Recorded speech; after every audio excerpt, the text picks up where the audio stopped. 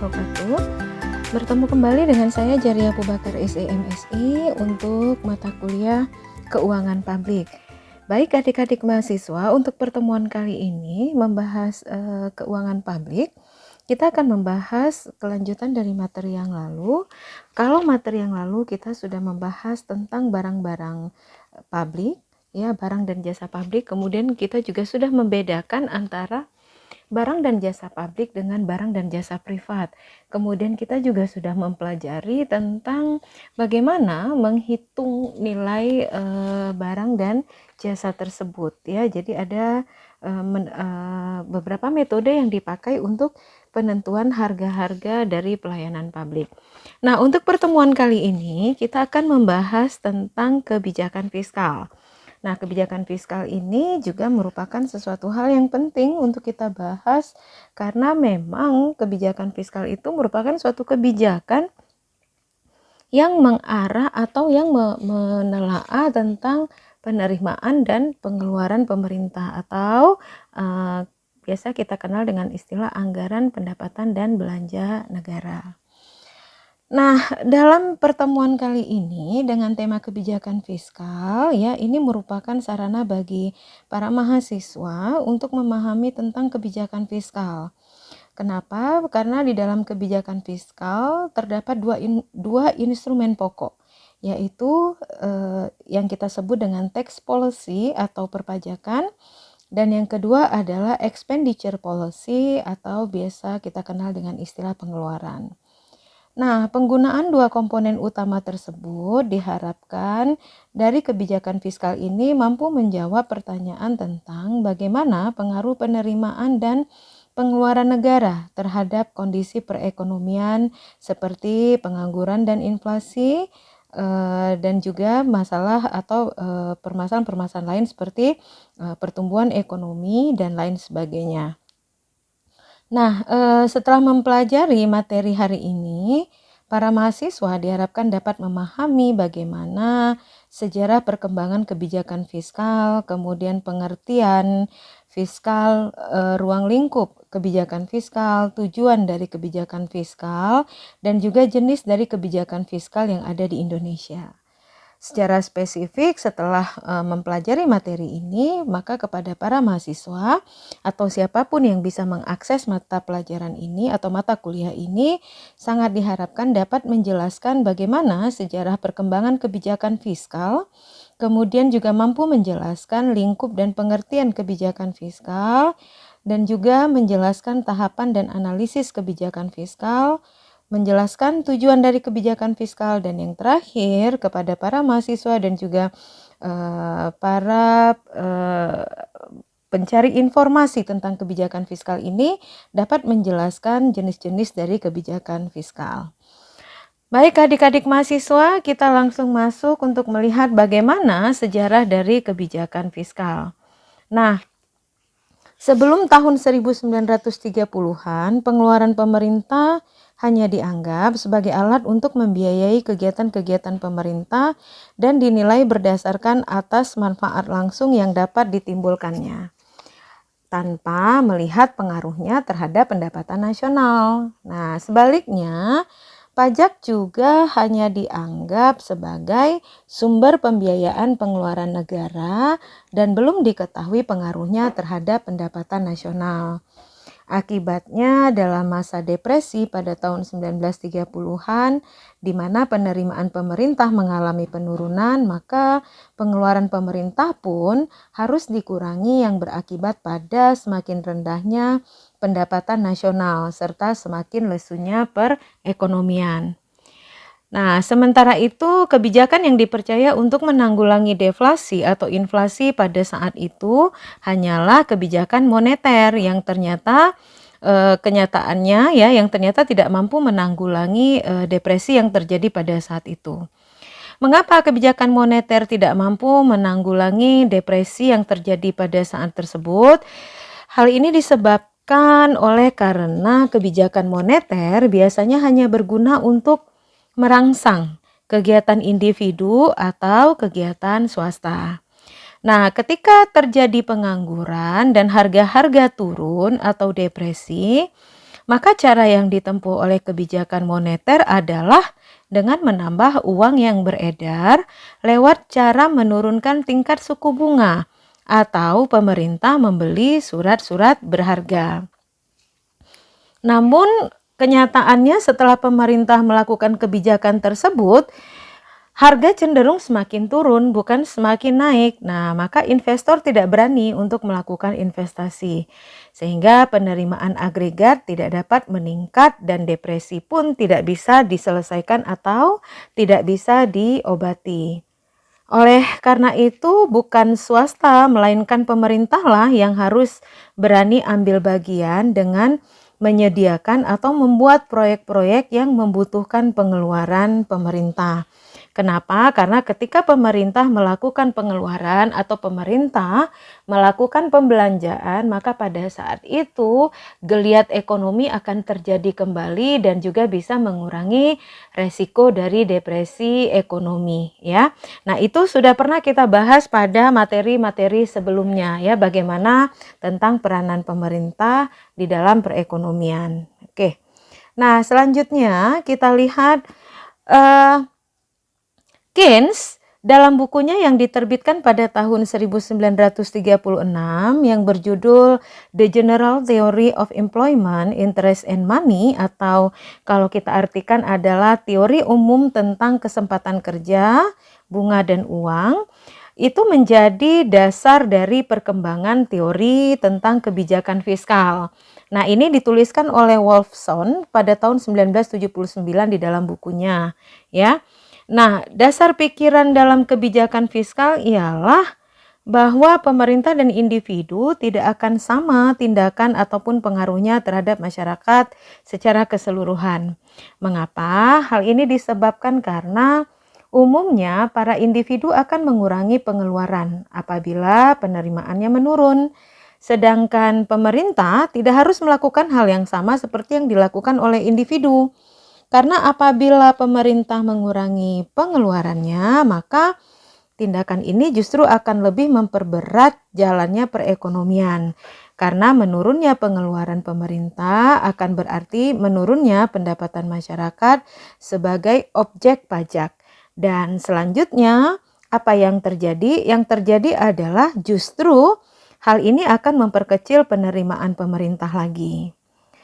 Oleh sebab itu, ya, kita juga harus menyadari bahwa dalam masa depresi, banyak dana masyarakat atau dana-dana dari swasta yang kebanyakan menganggur atau tidak bisa dimanfaatkan. Sehingga peningkatan dalam pengeluaran pemerintah tidak akan mengurangi investor swasta melalui kenaikan tingkat suku bunga. Nah, hal ini sudah dijelaskan oleh Suparmoko dalam bukunya yang ditulis pada tahun 2008, ya. Oke, untuk selanjutnya kita akan lihat bagaimana lingkup dan pengertian dari kebijakan fiskal. Nah, di sini kita melihat bagan atau kerangka dari lingkup kebijakan fiskal. Nah, kerangka dari lingkup kebijakan fiskal ini sumbernya dari Ujianto tahun 2017. Nah, kita bisa melihat di sini ya dari lingkup kebijakan fiskal ini bahwa kebijakan fiskal itu merupakan subsistem dari kebijakan ekonomi. Nah, kita bisa lihat dari sini bagaimana ruang lingkup kebijakan fiskal itu bekerja. Seperti yang kita ketahui bahwa kebijakan fiskal itu adalah kebijakan penyesuaian di bidang pengeluaran dan penerimaan pemerintah untuk menstabilkan perekonomian. Kebijakan fiskal juga dapat dikatakan sebagai kebijakan pemerintah untuk mengarahkan kondisi perekonomian untuk menjadi lebih baik lagi melalui belanja negara atau dengan cara mengubah pengeluaran dan juga melalui perpajakan atau mengubah penerimaan dari pemerintah. Nah, pada bagian ini kita bisa lihat bahwa ini adalah kebijakan ekonomi. Kebijakan ekonomi itu diarahkan kepada beberapa hal. Yang pertama ada dalam bentuk kebijakan pertanian, ada dalam bentuk kebijakan moneter, ada juga kebijakan ekonomi itu dalam bentuk kebijakan perdagangan, kemudian ada kebijakan perindustrian, dan yang terakhir ada kebijakan fiskal. Nah, adik-adik mahasiswa, karena pertemuan kita kali ini adalah membahas tentang kebijakan fiskal, maka kita tidak membahas lebih dalam tentang kebijakan pertanian, moneter, perdagangan, dan perindustrian. Tetapi kita akan memfokuskan analisa kita atau penjelasan kita itu ada pada kebijakan fiskal. Nah, di sini kebijakan fiskal itu terdiri dari dua bagian ya. Yang pertama ada kebijakan penerimaan dan yang kedua ada yang namanya kebijakan pengeluaran. Apa saja yang masuk ke dalam kebijakan penerimaan? Kebijakan penerimaan itu terdiri dari kebijakan politik, kebijakan manajemen hutang, kebijakan mengenai perusahaan negara, dan lain-lain. Di mana semua kebijakan ini diarahkan untuk meningkatkan jumlah penerimaan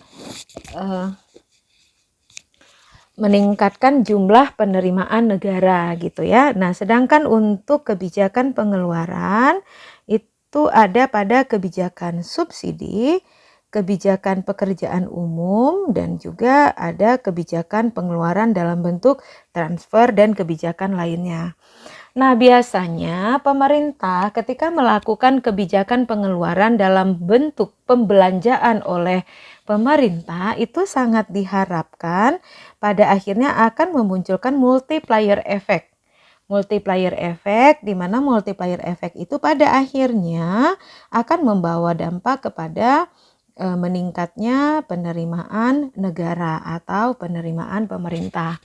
Nah, bila penerimaan pemerintah itu bagus atau semakin meningkat setiap tahunnya, maka dalam hal ini pemerintah bisa melaksanakan kebijakannya untuk melakukan investasi-investasi yang pada akhirnya akan meningkatkan pertumbuhan ekonomi, dapat mencapai kesejahteraan melalui distribusi pendapatan. Baik, next kita lihat. Nah, selanjutnya kita melihat tentang tahapan dan analisis dari kebijakan fiskal ya. Nah, Rahayu pada tahun 2010 menuliskan bahwa penetapan kebijakan fiskal haruslah melalui proses yang dibuat secara hati-hati dan matang. Nah, ini adalah tahapan-tahapan dari penetapan kebijakan fiskal. Informasi yang valid dan akurat sangat berperan sebagai alat pertimbangan untuk menentukan kebijakan fiskal. Nah, adapun tahapan-tahapan yang dilakukan dalam penetapan kebijakan fiskal yang memerlukan informasi, itulah yang dapat kita lihat dari gambar ini ya. Nah, kita bisa lihat dulu yang pertama. Yang pertama adalah dari gambar ini ya. Dari gambar ini sumber gambar ini diambil dari Rahayu pada tahun 2010 ya. Rahayu pernah menuliskan tentang tahapan penetapan kebijakan fiskal pada tahun 2010. Nah, dia menuliskan bahwa tahapan kebijakan fiskal itu ada 5. Yang pertama adalah masalah kebijakan, yang kedua alternatif kebijakan, yang ketiga pelaksanaan kebijakan, yang keempat hasil kebijakan, dan yang kelima adalah kinerja kebijakan. Nah, sekarang kita lihat tahapan penetapan kebijakan fiskal ini satu persatu. Yang pertama adalah masalah kebijakan. Nah, masalah kebijakan atau disebut juga dengan policy problem ya, adalah suatu keadaan ya, suatu keadaan di mana ada masalah pada kebijakan fiskal yang sedang berjalan. Kebutuhan maupun peluang yang ada perlu diidentifikasikan dengan tepat, itu pada masalah kebijakan. Kemampuan untuk mengatasi masalah yang ada membutuhkan informasi mengenai bagaimana kondisi-kondisi yang ada itu perlu diantisipasi. Nah, itu adalah masalah kebijakan. Jadi bagaimana masalah itu bisa dilihat yang akan mempengaruhi proses berjalannya kebijakan fiskal. Nah, setelah kita tahu bagaimana masalah-masalah yang muncul di dalam kebijakan fiskal tersebut, maka selanjutnya dari masalah maka perlu dicarikan solusi atau alternatif kebijakan. Nah, alternatif kebijakan itu biasanya kita kenal dengan istilah policy alternatif.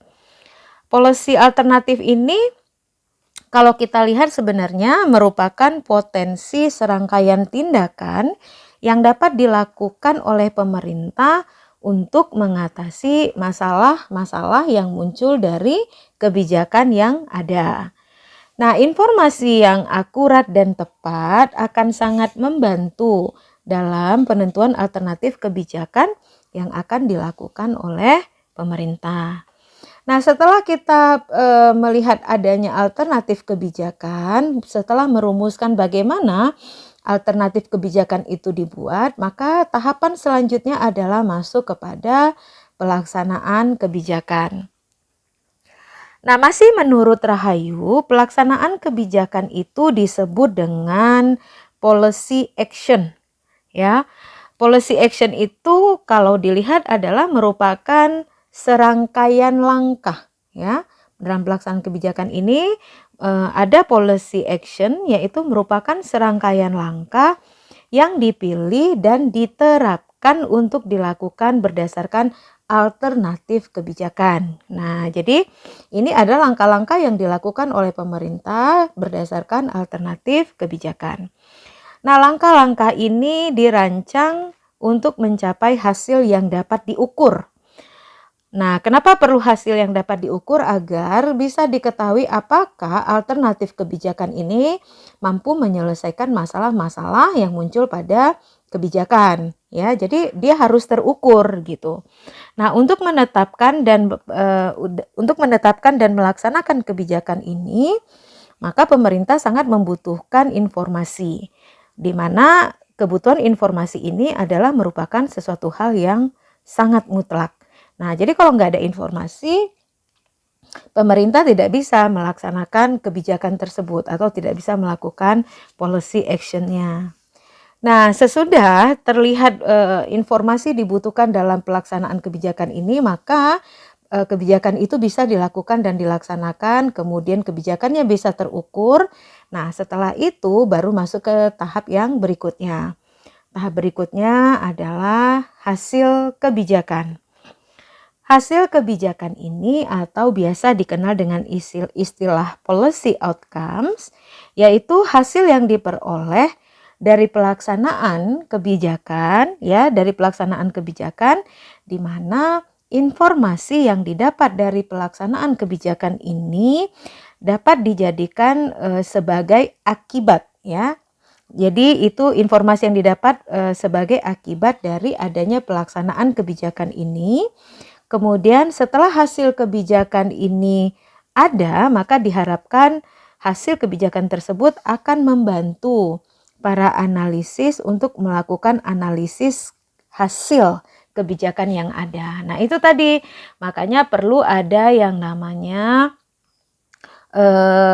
hasil yang terukur. Nah, hasil yang terukur itu akan bisa menilai apakah hasil kebijakan dari akibat adanya pelaksanaan kebijakan itu bisa dipakai atau tidak. Makanya di sana perlu ada yang namanya analisis hasil kebijakan. Dan yang terakhir itu adalah setelah hasil kebijakan dianalisis, maka di sana baru dilakukan penentuan dari kinerja kebijakan, ya. Baru masuk kepada tahap yang terakhir, yaitu kinerja kebijakan. Nah, kinerja kebijakan ini disebut sebagai policy performance, ya.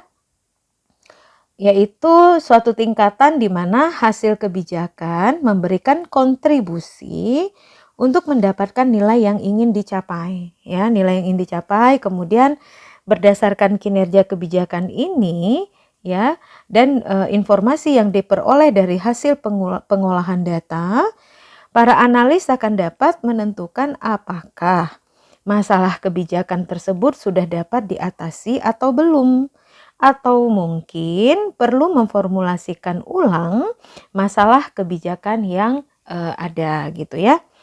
Informasi mengenai kinerja kebijakan ini sangat membantu dalam mengembangkan alternatif kebijakan. Nih, untuk mengembangkan alternatif kebijakan, untuk mendapatkan alternatif kebijakan yang baru atau untuk melakukan restrukturisasi dalam masalah kebijakan.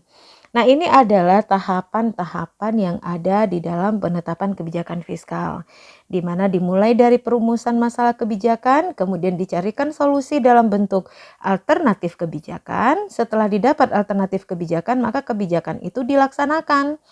Nah, ketika kebijakan itu dilaksanakan, maka pelaksanaan itu harus dilakukan secara terukur sehingga bisa didapat hasil kebijakan. Dari hasil kebijakan inilah kemudian dianalisis dan kemudian menjadi kinerja kebijakan. Di mana kinerja kebijakan ini dapat menjadi patokan apakah masalah kebijakan itu sudah ditemukan solusinya atau belum. Apakah kinerja masalah kebijakan ini bisa diselesaikan dengan alternatif kebijakan yang sudah ada, ya, demikian. Oke, baik, adik-adik mahasiswa sekalian, selanjutnya ya kita bisa melihat bahwa analisis kebijakan fiskal juga merupakan suatu proses yang melibatkan 5 tahapan, ya, di mana 5 tahapan ini merupakan tahapan-tahapan yang penting, ya, seperti yang sudah kita lihat tadi, ya. Di mana tahapan-tahapan tersebut dapat kita transformasikan antara satu dengan yang lainnya.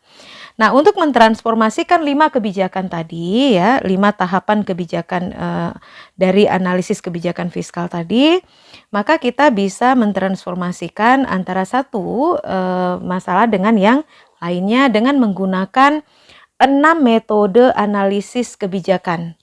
Dengan menggunakan 6 metode analisis kebijakan. Nah, 6 metode analisis kebijakan itu ada di sini. Ya, ini adalah transformasi dari penetapan kebijakan fiskal tadi atau 5 tahapan penetapan kebijakan fiskal tadi, ya. Nah, ada 5 tahapan tadi yang ini, ya. Sebentar kita lihat. Nah, ini. Yang ini, 5 tahapan ini kemudian dapat ditransformasikan ke dalam 6 metode. Dalam 6 metode analisis kebijakan fiskal. Apa saja? Ada policy performance, ya, ada policy performance, kemudian ada forecasting, ya, kemudian ada forecasting, kemudian nanti ada recommendation, kemudian ada monitoring, kemudian ada problem structuring, kemudian ada practical ada evaluasi juga, kemudian ada baru masuk kepada practical inference, ya. Nah, sekarang kita lihat metode-metode tersebut satu persatu. Yang pertama adalah problem structuring. Nah, kita punya ini adalah policy performance, ya. Di sini ada policy outcomes, di sini ada policy alternatif, di sini ada policy problem, dan di sini ada policy action. Nah, ada yang namanya metode problem structuring, ya. Ada yang namanya metode problem structuring. Dari policy outcome ini kita punya yang namanya problem structuring. Nah, problem structuring ini merupakan suatu aspek analisis kebijakan di mana masalah-masalah yang dipilah-pilah itu akan menjadi terstruktur sedemikian rupa, kemudian bisa diformulasikan dengan baik sehingga menghasilkan informasi mengenai akar permasalahan dan juga potensi-potensi untuk menyelesaikan masalah atau policy problem.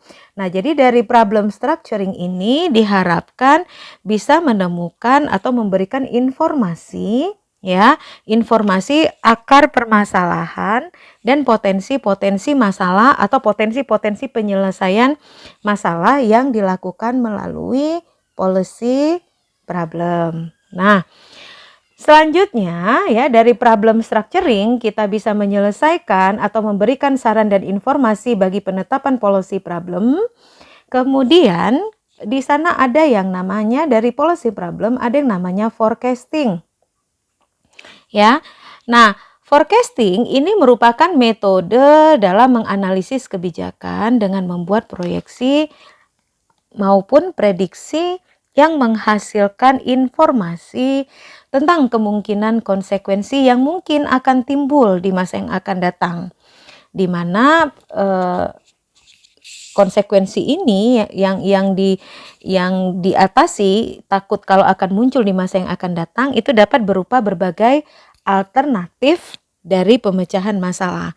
Nah, dari forecasting ini diharapkan ya bisa menjadi policy alternatif untuk mengantisipasi munculnya permasalahan-permasalahan di masa yang akan datang.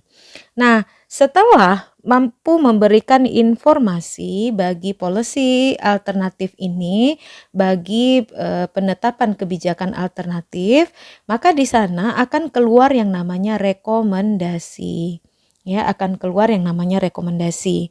Nah, rekomendasi ini atau recommendation itu merupakan metode dalam menganalisis berbagai alternatif kebijakan dengan memberikan rekomendasi alternatif mana ya, memberikan rekomendasi alternatif mana yang mungkin atau yang akan ditempuh setelah mempertimbangkan tujuan atau objektivitas ya, objektivitas. Kemudian setelah mempertimbangkan tujuan atau objektivitas juga mempertimbangkan biaya, syarat-syarat, kemudian mempertimbangkan juga waktu, kemudian mempertimbangkan resiko dan juga mempertimbangkan ketidakpastian gitu. Nah, jadi dari policy alternatif akan melakukan rekomendasi sehingga rekomendasi ini bisa dijadikan patokan di dalam pelaksanaan kebijakan atau di dalam policy action. Nah, setelah dilakukan setelah itu menjadi bahan pertimbangan ya, menjadi bahan pertimbangan di dalam policy action, maka kemudian setelah kebijakan itu dilakukan maka perlu ada yang namanya monitoring ya. Jadi tadi sesudah dilakukan pada policy action, maka kemudian perlu dilakukan yang namanya monitoring. Nah, apa itu monitoring? Monitoring itu merupakan metode dalam menganalisis pelaksanaan kebijakan yang menghasilkan informasi mengenai sebab-sebab dan konsekuensi pelaksanaan kebijakan yang dilakukan. Sehingga dengan demikian sangat diharapkan hal ini akan membantu para analis untuk mendapatkan gambaran mengenai hubungan antara operasi program kebijakan yang diambil dengan apa yang akan dihasilkan. Nah, jadi nanti masuknya kemari ya, masuknya kemari. Jadi dia akan melihat bagaimana policy outcomes itu ya, hasil yang didapat dari policy action, dilakukan monitoring atau pengawasan sehingga akan didapat informasi yang jelas tentang hasil dari pelaksanaan kebijakan tersebut. Nah, setelah didapatkan kebijakan atau hasil yang terukur dari penerapan kebijakan atau kita sebut dengan policy outcomes, maka hasil kebijakan ini yang sudah diukur ini itu akan dilakukan evaluasi. Baru dilakukan evaluasi. Evaluasi atau evaluation itu merupakan metode dalam menganalisis hasil kebijakan ya, dalam menganalisis hasil kebijakan atau policy outcome ya. Jadi ini evaluasi itu dipakai untuk menganalisis policy outcomes ya, yang menghasilkan informasi yang valid dan dapat diandalkan untuk hasil-hasil yang ingin dicapai oleh kebijakan masa lalu dan atau tindakan yang diperolehkan atau tindakan yang diperlukan atau tindakan yang diperlukan untuk dilakukan di masa yang akan datang dalam rangka mengetahui tingkat kinerja kebijakan atau untuk menyusun suatu alternatif kebijakan. Nah, jadi tadi ada alternatif, kemudian dari policy alternatif kita menghasilkan rekomendasi, kemudian setelah dapat rekomendasi maka kebijakan itu dilaksanakan. Dalam pelaksanaan kebijakan itu dilakukan monitoring untuk mendapatkan hasil kebijakan yang terukur. Setelah dapat hasil kebijakan yang terukur, maka kebijakan itu dievaluasi. Hasil kebijakan itu dievaluasi. Di mana hasil evaluasi ini pada akhirnya juga akan kembali kepada policy alternatif, ya. Kenapa? Karena di situ perlu adanya penegasan atau penetapan dari tingkat kinerja kebijakan itu atau untuk menyusun alternatif kebijakan lainnya. Apabila alternatif kebijakan awal dianggap tidak efektif, maka setelah dievaluasi bisa dilakukan kebijakan alternatif lainnya. Nah, kemudian ya ada yang namanya dari evaluasi itu ada yang namanya practical inference. Nah, ada yang namanya practical inference. Practical inference ini merupakan metode dalam menganalisis kebijakan yang menghasilkan informasi untuk dapat menyimpulkan seberapa jauh ya, untuk dapat menyimpulkan seberapa jauh hasil dari penyelesaian masalah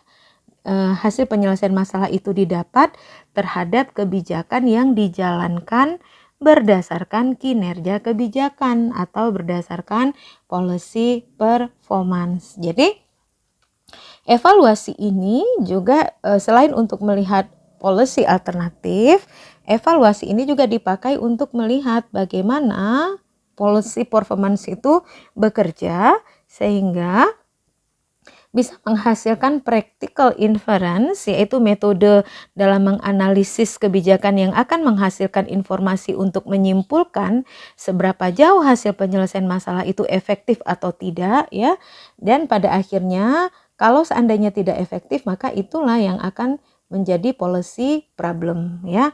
Nah, jadi ini adalah rangkaian metode analisis kebijakan fiskal berdasarkan tahapan-tahapan kebijakan fiskal yang kita lihat tadi. Nah, ini sumbernya ini dari Dan William pada tahun 2021 ya. Oke, next selanjutnya kita lihat lagi. Nah, ini adalah tujuan dari kebijakan fiskal ya. Nah, menurut Jingan pada tahun 2004, kebijaksanaan fiskal itu berarti penggunaan pajak. Atau bisa juga berarti sebagai pinjaman masyarakat, pengeluaran masyarakat oleh pemerintah untuk tujuan stabilisasi dan pembangunan. Kalau kita lihat secara umum, kebijakan fiskal ditujukan untuk memelihara stabilitas ekonomi sehingga pendapatan nasional secara nyata akan terus meningkat sesuai dengan penggunaan sumber daya atau faktor-faktor produksi yang tersedia, dan juga efektivitas kegiatan masyarakat dengan tidak mengabaikan redistribusi pendapatan atau redistribusi kekayaan dan upaya kesempatan kerja. Nah, adik-adik mahasiswa, menurut Aba P. Lerner dalam Sutrisno PH tahun 1983, segala macam instrumen yang digunakan oleh pemerintah dalam menjalankan kebijaksanaan fiskal dan ekonomi itu dikelompokkan menjadi 3 pasang ya, dikelompokkan dalam 3 pasang kebijakan, di mana dari 3 pasang kebijakan itu terdiri dari 6 instrumen pokok ya. Jadi ada 3 pasang kebijakan ya. Kemudian dari 3 pasang kebijakan itu di mana kebijakan itu terdiri dari 6 instrumen pokok. Apa saja instrumen pokok dari 3 pasangan kebijakan itu? Ini dia. Yang pertama adalah buying and selling. Berarti ini adalah kebijakan pasangan yang pertama. Di sini ada 2 instrumen, yaitu instrumen buying dan instrumen selling. Nah, buying itu artinya pembelian barang-barang oleh pemerintah, baik kapital tetap maupun tidak tetap. Nah, sedangkan instrumen selling artinya penjualan segala macam barang dan jasa yang dilakukan oleh pemerintah. Nah, ini adalah kebijakan fiskal untuk pasangan yang pertama dengan dua instrumennya, yaitu buying dan selling atau buying and selling. Kemudian, pasangan kebijakan fiskal yang kedua adalah giving and taking atau money to or from citizen. Nah, di sini ada dua instrumen lagi, yaitu instrumen giving dan juga ada instrumen taking. Giving artinya pemberian dari pemerintah terhadap masyarakat seperti pemberian subsidi, bantuan sosial, tanah untuk transmigrasi, kemudian ada juga pendidikan gratis dan lain sebagainya. Sedangkan instrumen taking adalah pengambilan yang berupa pemungutan pajak dan retribusi. Kemudian di sana ada juga pengenaan denda, penyitaan barang-barang dan sebagainya. Nah, itu adalah pasangan kebijakan fiskal yang kedua. Selanjutnya, kita lihat untuk pasangan kebijakan yang ketiga, yaitu lending and borrowing.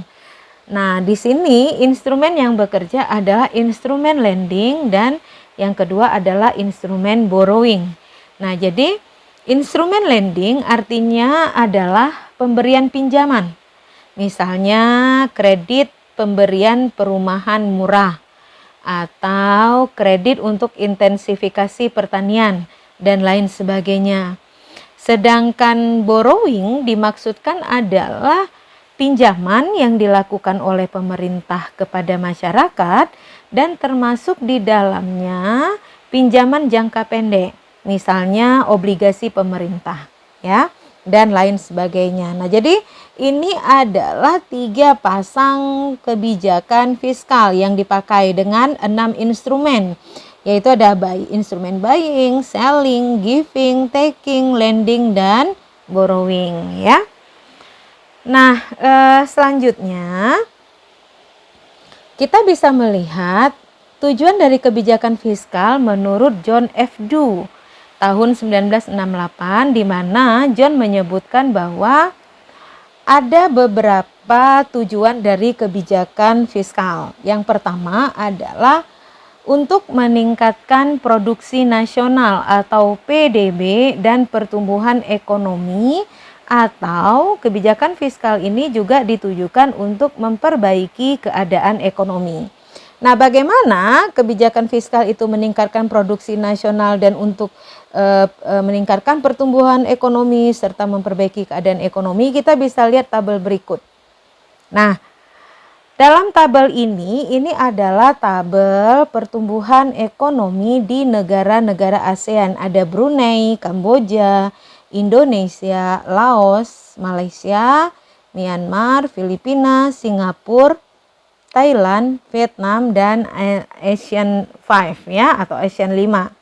Nah, sumber data ini diambil dari sumber BPS, ya, di mana di situ menjelaskan tentang pendapatan nasional dari 2013 sampai 2017. Nah, sekarang kita lihat Indonesia, ya. Indonesia merupakan salah satu negara Asia Pasifik yang memiliki posisi yang penting dengan pertumbuhan ekonomi yang relatif stabil.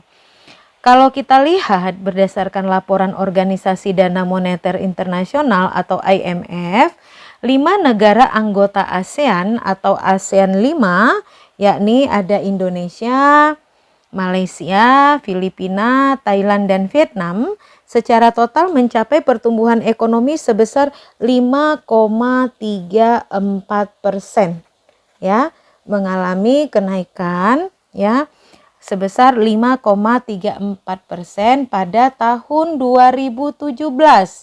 Nah, jadi ASEAN 5 ini, ya, ASEAN 5 ini adalah 5 negara Asia. 5 negara Asia itu atau 5 negara Asia itu yang masuk ke dalam laporan IMF, yaitu ada Malaysia, kemudian ada Indonesia, kemudian ada Malaysia, ada Filipina, kemudian ada Thailand dan ada Vietnam. Nah, ini yang dimaksud dengan ASEAN 5 ya, negara-negara ASEAN 5. Nah, negara-negara ASEAN 5 ini ya, mereka berdasarkan laporan dari IMF itu menunjukkan pertumbuhan ekonominya mencapai 5,34% nih, sebesar 5,34% pada tahun 2017.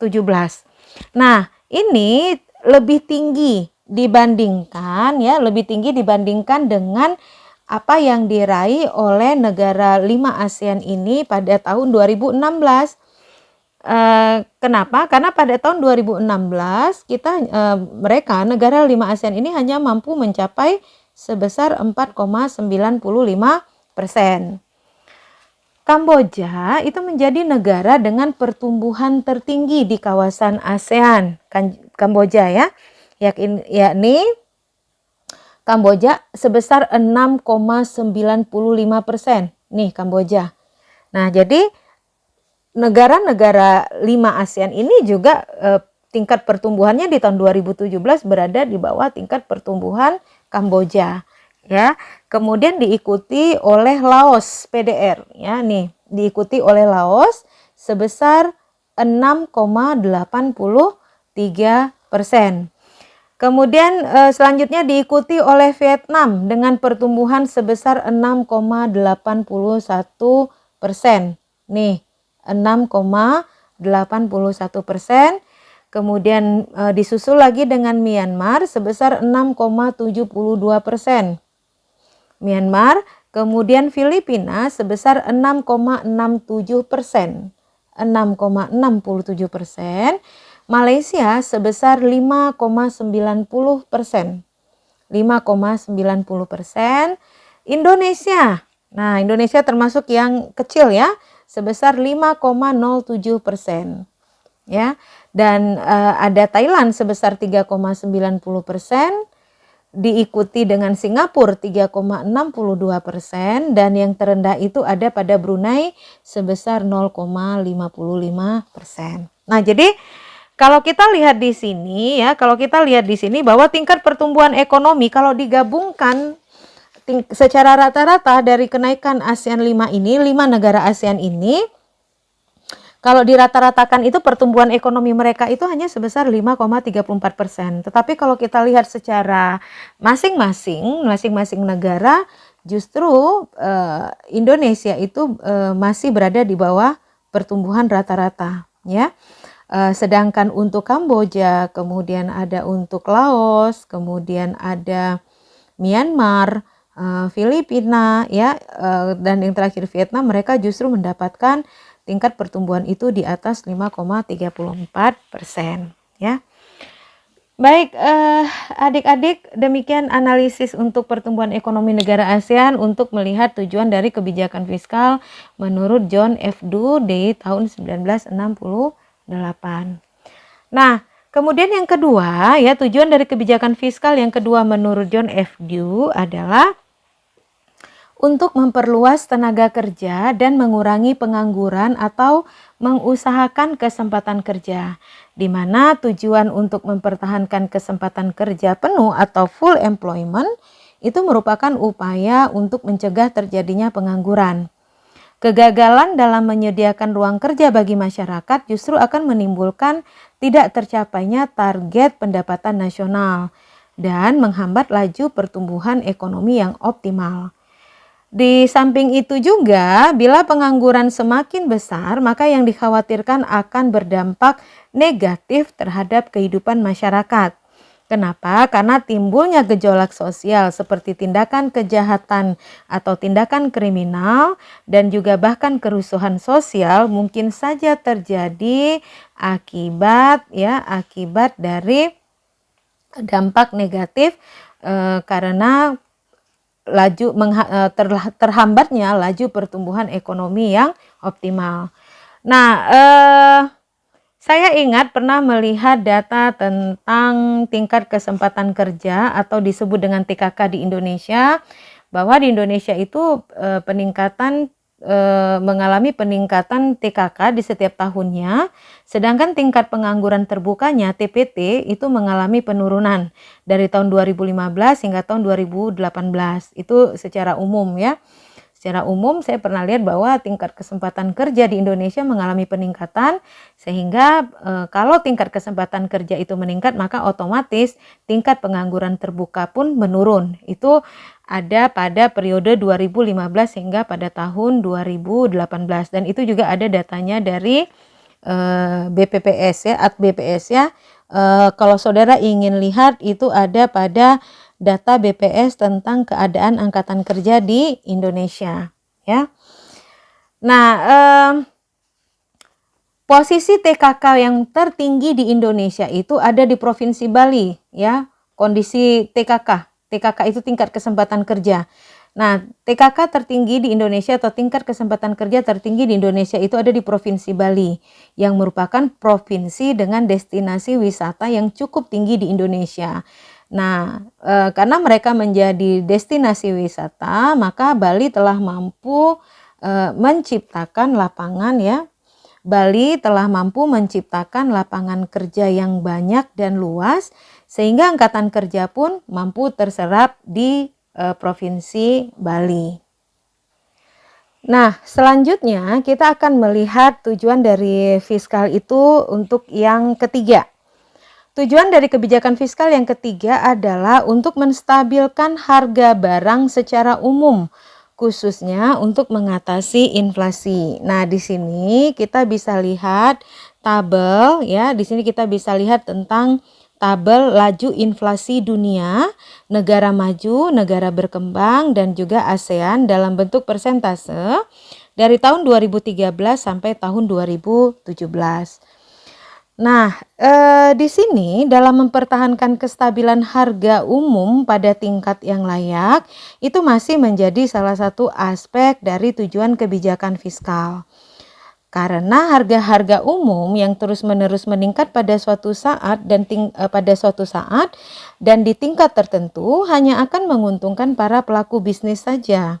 Sehingga bila harga-harga umum terus menunjukkan kenaikan yang tajam atau menghasilkan inflasi, hal ini hanya akan menguntungkan segelintir pelaku bisnis dan akan menyulitkan masyarakat secara umum, terutama bagi masyarakat yang berpenghasilan tetap. Sehingga keadaan inflasi yang tidak terkendali pada akhirnya akan menjadi bumerang pada dunia usaha, karena investasi produktif akan semakin berkurang. Sementara itu, di sisi lain, penurunan harga-harga umum yang tajam jelas akan mendorong timbulnya pengangguran, karena sektor swasta akan kehilangan harapan untuk mendapatkan keuntungan. Bahkan keuntungan mereka justru semakin mengecil, di mana investasi swasta akan menghilang, apalagi harga pun akan cenderung terus turun ya. Nah, dari gambar ini kita bisa melihat bahwa laju inflasi senantiasa dipantau agar tetap rendah dan stabil sebagai salah satu indikator perekonomian. Inflasi dunia itu meningkat 0,2% menjadi 3% itu di tahun 2017 ya, itu inflasi dunia. Ini dia. Kalau saudara lihat di sini, ini dia. Ya, ini ada dunia, negara maju, negara berkembang, negara ASEAN. Negara-negara ASEAN itu meliputi Malaysia, Filipina, Singapura, Thailand, Indonesia, dan Vietnam.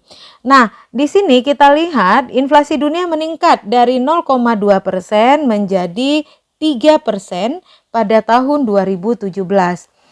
Sedangkan inflasi di negara-negara maju pada tahun 2017 mulai merangkak naik. Hal itu disebabkan karena permintaan yang meningkat dan kenaikan harga BBM. Negara-negara maju juga mulai merangkak naik. Coba lihat dari 2015. 2015 0,3%, 2016 0,8%, sampai pada 2017 menjadi 1,7%. Nah, hal ini disebabkan karena adanya permintaan yang meningkat dan juga kenaikan harga BBM. Sama halnya dengan negara maju, inflasi di negara-negara ASEAN juga meningkat sebesar 0,7% dari 2,1% ya. Jadi di negara-negara ASEAN juga meningkat ya sebesar dari 2,1% ya, meningkat sebesar 0,7% dari 2,1%. Nah, dari 2,1% di tahun 2016 meningkat sebesar 0,7% atau menjadi 3,8%. Jadi di sini ada peningkatan sebesar 0,7 ya, 0,7% dari 2,1 menjadi 3,8 ya. Oke, baik, selanjutnya kita lihat lagi. Kalau kita lihat, jadi itu peningkatan 0,7% dari 2,1% di tahun 2016 ya, di tahun 2016 sehingga menjadi 2,8% pada tahun 2017 ya. Berarti ini peningkatannya sebesar 0,7%. Oke. Nah, jadi menjadi 2,8% pada tahun 2017, 2,8% ya. Nah, kemudian sedangkan inflasi negara-negara berkembang justru semakin menurun dalam 5 tahun terakhir, dipengaruhi oleh apresiasi mata uang terhadap dolar Amerika. Nah, ini berdasarkan laporan IMF pada tahun 2018. Khusus untuk Indonesia, inflasi mengalami penurunan dari tahun 2013 hingga tahun 2016. Khusus Indonesia, inflasi mengalami penurunan dari tahun 2013 sampai tahun 2016. Ya, kita lihat dari yang 8,4 2014 8,4%, kemudian 2015 turun inflasi menjadi 3,4%, di 2016 turun menjadi 2015 3,4%. 2016 turun menjadi 3,0%. Tetapi meningkat lagi pada tahun 2017 ya. Nah, peningkatan itu terjadi sebesar 0,6% sehingga menjadi 3,6% di tahun 2017. Itu untuk kondisi Indonesia ya. Ini untuk kondisi Indonesia. Baik adik-adik mahasiswa, selanjutnya kalau kita bisa melihat ya, masih menurut ML Jingan pada tahun 2004, kebijaksanaan fiskal sebagai sarana menggalakkan pembangunan ekonomi sebenarnya bermaksud untuk mencapai beberapa tujuan ya. Adapun tujuan-tujuan itu yang pertama adalah untuk meningkatkan laju investasi. Nah, dalam hal meningkatkan laju investasi, nanti kita akan lihat bagaimana daya tarik investasi daerah itu bisa bermain dalam rangka meningkatkan laju investasi. Nah, ini adalah bagian dari daya tarik investasi daerah, sumbernya dari KPPOD tahun 2005. Oke, kita bisa lihat ya, penyebab rendahnya tingkat realisasi investasi swasta itu merupakan faktor internal dan eksternal. Jadi penyebab rendahnya tingkat realisasi investasi swasta itu terjadi akibat adanya faktor internal dan eksternal. Faktor internal berkaitan dengan situasi perekonomian di dalam negeri. Misalnya adalah prosedur perizinan penanaman modal yang sangat tidak efisien, di samping membutuhkan waktu yang lama, juga biaya yang besar, atau biasanya disebut dengan gejala ekonomi biaya tinggi. Itu untuk faktor internal ya. Sedangkan untuk faktor eksternal berkaitan dengan konstelasi perekonomian internasional atau konstelasi perekonomian dunia pada umumnya. Hal ini dapat saja berupa keuntungan laba yang lebih besar di luar negeri maupun karena kemudahan dan kemurahan sumber daya di negara lain, baik dalam bentuk bahan baku maupun dalam bentuk tenaga kerja. Sehingga pemerintah lewat kebijakan fiskal diharapkan mampu memberikan tindakan nyata agar para calon investor tertarik untuk lebih menanamkan modalnya di seluruh daerah di Indonesia dalam berbagai sektor. Survei Komite Pemantauan Pelaksanaan Otonomi Daerah atau disingkat dengan KPPOD ya. KPPOD itu singkatan dari Survei Komite Pemantauan Pelaksanaan Otonomi Daerah, KPPOD, menunjukkan bahwa kelembagaan merupakan faktor utama yang menentukan daya tarik investasi di suatu daerah, diikuti oleh kondisi sosial politik, kemudian juga diikuti oleh kondisi ekonomi daerah, kemudian juga dipengaruhi oleh produktivitas tenaga kerja dan infrastruktur fisik. Ya, nah itu terlihat seperti gambar berikut ini. Kita lihat bahwa daya tarik investasi daerah itu ada kelembagaan, dipengaruhi oleh kelembagaan, sosial politik, ekonomi daerah, tenaga kerja, dan infrastruktur fisik. Kalau dari sisi kelembagaan itu dipengaruhi oleh kepastian hukum, kemudian aparatur dan pelayanan, kemudian bagaimana kebijakan daerah untuk menetapkan tentang investasi itu. Kemudian ada bagaimana cara kepemimpinan lokal di mana daerah mencoba membuka peluang investasi bagi pihak ketiga. Ini dari sisi kelembagaan. Dari sisi sosial politik itu dipengaruhi oleh keamanan, kemudian dipengaruhi oleh politik daerah dan juga budaya daerah. Dari sisi ekonomi daerah itu dipengaruhi oleh potensi ekonomi daerah ditambah dengan struktur ekonomi daerah. Dan dari sisi tenaga kerja itu dipengaruhi oleh ketersediaan tenaga kerja, kualitas tenaga kerja, dan biaya tenaga kerja. Dan yang terakhir, dari infrastruktur fisik itu dipengaruhi oleh kualitas infrastruktur dan juga dipengaruhi oleh ketersediaan infrastruktur. Baik, selanjutnya kita lihat untuk yang kedua. Yang kedua adalah untuk mendorong investasi optimal secara sosial. Nah, kebijakan fiskal harus mendorong arus investasi ke jalur-jalur yang dianggap diinginkan masyarakat. Ini berkaitan dengan pola optimum investasi dan menjadi tanggung jawab dari negara untuk mendorong investasi pada overhead sosial dan ekonomi. Seperti investasi di bidang transport misalnya.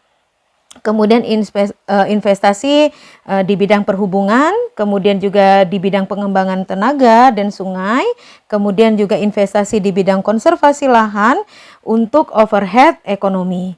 Sedangkan investasi di bidang pendidikan, kesehatan masyarakat, dan fasilitas latihan teknik untuk overhead sosial. Ya, jadi untuk overhead sosial itu investasi itu dilakukan di bidang pendidikan, kesehatan masyarakat, dan fasilitas latihan teknik.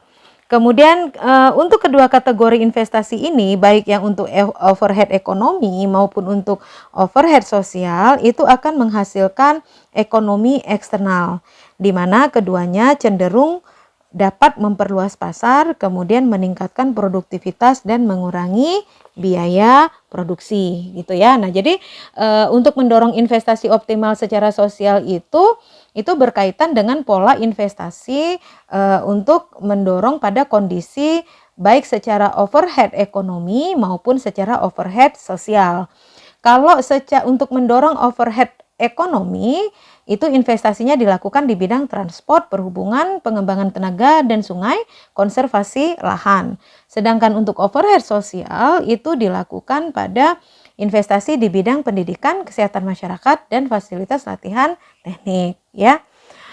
Oke, selanjutnya yang ketiga, untuk meningkatkan kesempatan kerja. Nah, untuk meningkatkan kesempatan kerja, kebijakan fiskal itu seharusnya ditujukan untuk meningkatkan kesempatan kerja dan mengurangi pengangguran atau setengah pengangguran. Kegagalan dalam mencapai kesempatan kerja penuh tidak hanya berarti tidak tercapainya tingkat pendapatan nasional dan laju pertumbuhan ekonomi yang optimum, tetapi juga berakibat kurang menyenangkan bagi perorangan yang mengalami pengangguran.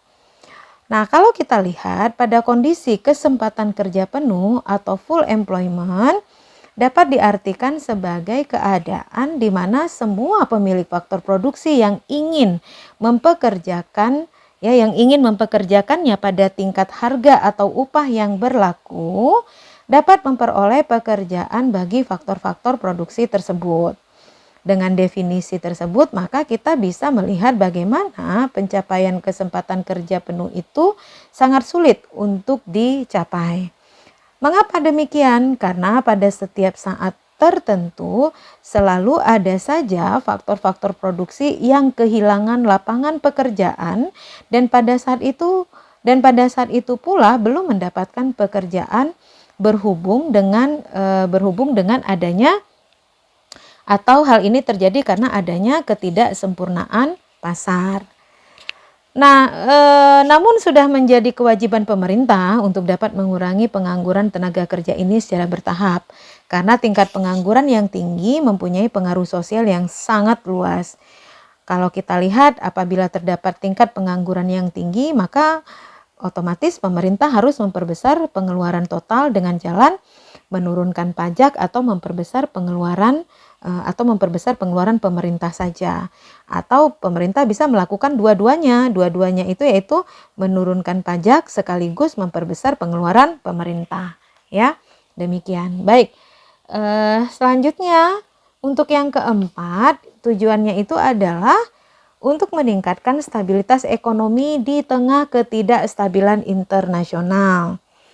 Mengapa hal ini perlu diperhitungkan? Karena kebijaksanaan fiskal memegang peranan kunci di dalam mempertahankan stabilitas ekonomi untuk menghadapi kekuatan-kekuatan internal dan eksternal, di mana kebijakan fiskal harus bertujuan menganeka-ragamkan perekonomian, yaitu dengan cara pertumbuhan berimbang antara berbagai sektor perekonomian.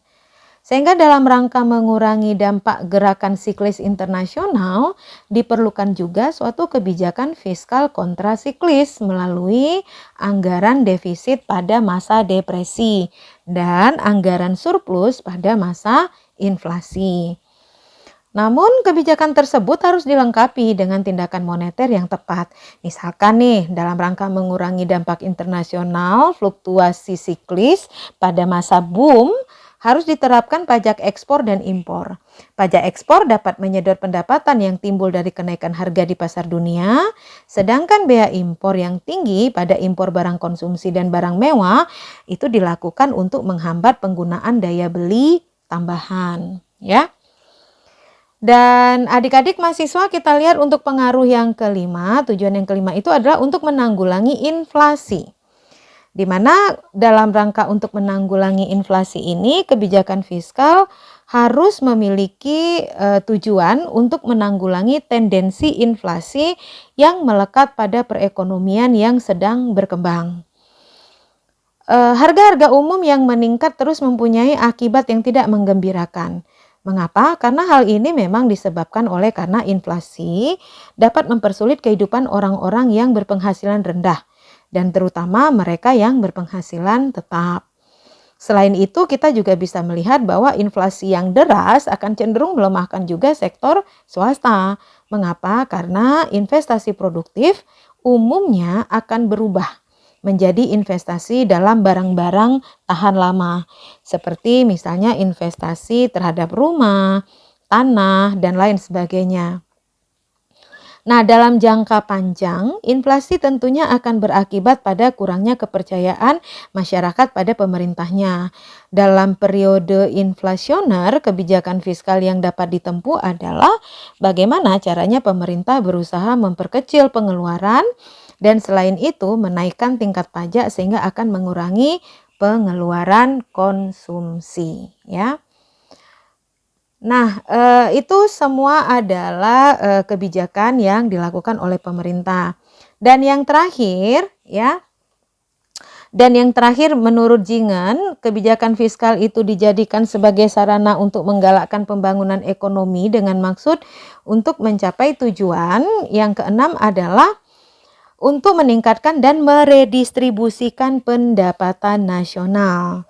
Nah, untuk poin 6 ini, tujuan dari kegiatan setiap perekonomian adalah mewujudkan keadilan ekonomi, yaitu setiap golongan dan individu dalam masyarakat dapat menikmati hasil-hasil kegiatan ekonomi secara merata. Ketidaksetaraan yang nyata dalam distribusi pendapatan dan kekayaan justru akan menimbulkan ketidakpuasan dalam sistem ekonomi pasar bebas. Kenapa? Karena hal ini disebabkan karena perekonomian pasar cenderung untuk memberikan ganjaran yang lebih besar kepada pihak-pihak yang mempunyai kemampuan untuk bekerja lebih giat dan lebih efisien. Selain itu juga mereka mempunyai keterampilan dan kepandaian yang lebih baik dan juga memiliki pemikiran-pemikiran yang lebih kreatif. Nah, maka dalam perekonomian akan terdapat golongan masyarakat yang memperoleh pendapatan yang tinggi dan ada pula golongan masyarakat yang akan memperoleh pendapatan yang sangat rendah. Golongan yang berpendapatan rendah ini biasanya merupakan golongan yang besar atau jumlahnya lebih banyak. Alat kebijakan fiskal yang dapat digunakan oleh pemerintah untuk mengurangi perbedaan pendapatan antara golongan masyarakat kaya dan miskin ini adalah yang pertama dengan cara menjalankan sistem pajak progresif. Yaitu makin besar pendapatan maka makin besar pula bagian pendapatan yang akan digunakan untuk membayar pajak, atau dengan kata lain pajak progresif itu adalah pajak yang dikenakan semakin tinggi pendapatan seseorang maka pengenaan pajaknya pun akan semakin besar. Dan yang kedua, melakukan pembelanjaan yang bersifat membantu golongan masyarakat yang sangat miskin, yaitu untuk memberikan bantuan keuangan seperti dalam bentuk subsidi kepada golongan penduduk yang sangat miskin, sehingga mereka dapat menikmati kehidupan yang lebih layak, ya. Nah, itu yang menurut Jingen, ya, bagaimana cara kebijakan fiskal itu bisa mendorong pertumbuhan ekonomi dengan 6 tujuan yang baru saja kita bahas. Nah, kemudian saya ingin menampilkan tabel tentang distribusi pembagian pengeluaran per kapita dan indeks Gini di tahun 2015 dan juga di tahun 2016. Nah, ini dia, ya. Nah, pada tabel ini bersumber dari BPS Statistik Indonesia pada tahun 2017, ya. Pada tabel ini kita dapat melihat bahwa adanya ketimpangan distribusi pendapatan yang terjadi lebih besar pada daerah perkotaan dibandingkan dengan daerah pedesaan selama tahun 2015 sampai dengan tahun 2016, ya. Jadi ada ketimpangan dari kota dengan desa. Nah, itu ditunjukkan dengan nilai indeks Gini yang lebih besar di kota dibandingkan dengan di desa. Indeks Gini lebih besar di kota, ya, ini dia. Indeks Gininya lebih besar di daerah perkotaan, ya, bila dibandingkan dengan daerah pedesaan, ya. Oke. Nah, selanjutnya ketimpangan distribusi pendapatan itu mengalami penurunan dari tahun 2014 sebesar 0,402%. Sebesar 0,402%, ya. Itu terjadi besarnya ketimpangan distribusi pendapatan itu mengalami penurunan dari tahun 2014, ya. 2014 ini dari tahun 2014 sebesar 0,042%. Ya, menjadi 0,39%. Nah, dia mengalami penurunan, ya, mengalami penurunan. Oke, itu penurunan itu terjadi pada tahun 2016. Nih, pada tahun 2016 terjadi penurunan dari 0,42% menjadi 0,394%. Jadi 2015 indeks Gininya sebesar 0,402, turun di 2016 menjadi 0,394. Apa artinya? Artinya adalah telah terjadi peningkatan kemerataan distribusi pendapatan di Indonesia. Nah, berdasarkan hasil pembagian pengeluaran per kapita dan indeks Gini, ketimpangan distribusi pendapatan di Indonesia untuk daerah kota tergolong ketimpangan sedang. Kenapa ketimpangan sedang? Karena 40% penduduk berpenghasilan rendah menerima pendapatan kurang dari 17%, ya. Nah, serta indeks Gini yang berada di atas angka 0,4 gitu, ya. Nah, jadi itu maknanya seperti itu. Oke, selanjutnya kita juga bisa melihat jenis-jenis dari kebijakan fiskal, ya. Nah, pada dasarnya jenis kebijakan fiskal itu terbagi atas dua. Ya, yang pertama adalah kebijakan fiskal ekspansif atau kita kenal dengan istilah expansionary fiscal policy, dan yang kedua adalah kebijakan fiskal kontraktif. Baik, adik-adik mahasiswa, tahukah kalian bahwa dua kebijakan fiskal ini sangat mempengaruhi pertumbuhan ekonomi dan juga sangat mempengaruhi pendapatan dan belanja pemerintah. Nah, mari kita lihat yang pertama untuk kebijakan fiskal ekspansif atau expansionary fiscal policy. Apa itu expansionary fiscal policy atau kebijakan fiskal ekspansif? Yaitu kebijakan yang menaikkan belanja negara dan menurunkan tingkat pajak neto. Kebijakan ini dilakukan untuk meningkatkan daya beli masyarakat. Mengapa? Untuk meningkatkan daya beli masyarakat karena kebijakan fiskal ekspansif dilakukan pada saat perekonomian mengalami resesi atau depresi dan juga pengangguran yang tinggi. Itu untuk jenis kebijakan fiskal yang pertama atau fiskal ekspansif. Yang kedua, ada jenis kebijakan fiskal yang disebut kebijakan fiskal kontraktif, yaitu suatu kebijakan dengan menurunkan belanja negara dan menaikkan tingkat pajak. Nah, kebijakan ini bertujuan untuk menurunkan daya beli masyarakat dan juga berguna untuk mengatasi inflasi. Selain dua jenis kebijakan ini, dalam perkembangannya, kebijakan fiskal juga dapat dibedakan menjadi 4 macam. Ya, kebijakan fiskal juga dibagi atas 4 macam. Nah, pembagian 4 macam fiskal ini didasarkan atas, ya.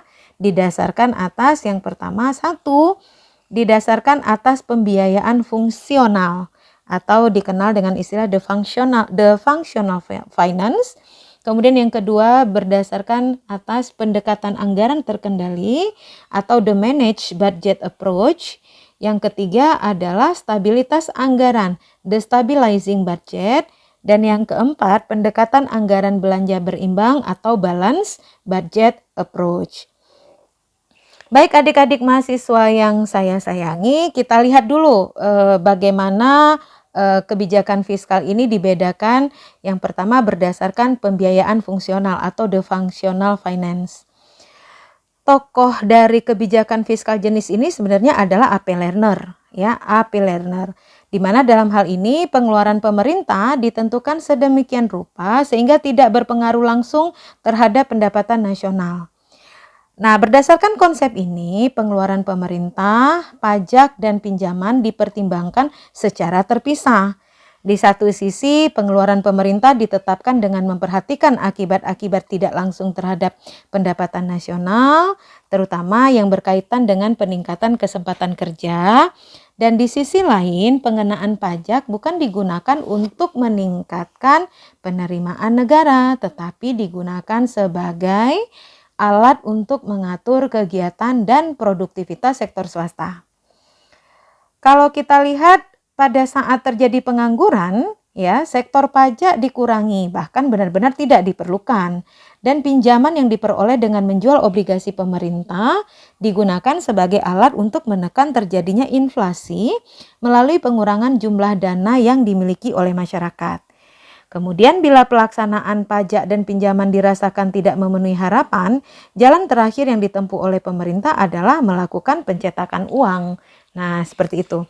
Jadi itu yang dapat dijelaskan untuk pembiayaan fungsional. Kemudian bagaimana dengan pembedaan kebijakan fiskal atas dasar pendekatan anggaran terkendali atau the managed budget approach? Untuk the managed budget approach ini, tokoh dalam pendekatan ini adalah Alvin Hansen. Kalau yang pertama tadi tokohnya adalah AP Lerner, maka yang ini adalah Alvin Hansen. Pada tahun 2001 yang menyarankan bahwa dalam masa depresi di mana terdapat banyak pengangguran, pengeluaran pemerintah yang meningkat adalah satu-satunya obat untuk menyelesaikan permasalahan tersebut. Sehingga berdasarkan konsep ini, hubungan langsung antara pengeluaran pemerintah dan penarikan pajak selalu harus dijaga.